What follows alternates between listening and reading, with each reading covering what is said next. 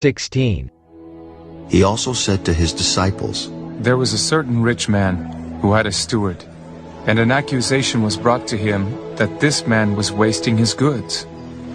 So he called him and said to him, What is this I hear about you? Give an account of your stewardship, for you can no longer be steward. Then the steward said within himself, What shall I do? For my master is taking the stewardship away from me. I cannot dig. I am ashamed to beg. I have resolved what to do, that when I am put out of the stewardship, they may receive me into their houses.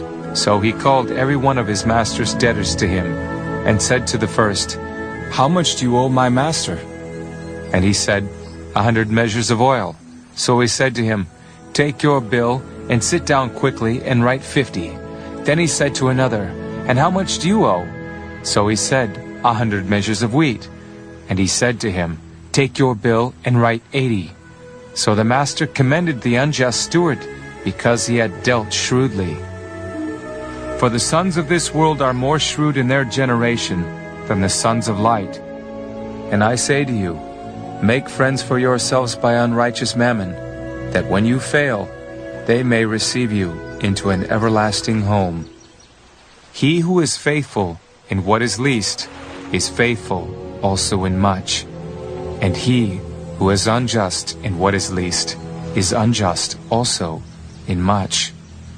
Therefore, if you have not been faithful in the unrighteous mammon, who will commit to your trust the true riches? And if you have not been faithful in what is another man's, who will give you what is your own? No servant can serve two masters, for either he will hate the one and love the other, or else he will be loyal to the one and despise the other. You cannot serve God and mammon. Now the Pharisees, who were lovers of money, also heard all these things, and they derided him. And he said to them, You are those who justify yourselves before men, but God knows your hearts. For what is highly esteemed among men is an abomination in the sight of God. The law and the prophets were until John. Since that time the kingdom of God has been preached, and everyone is pressing into it.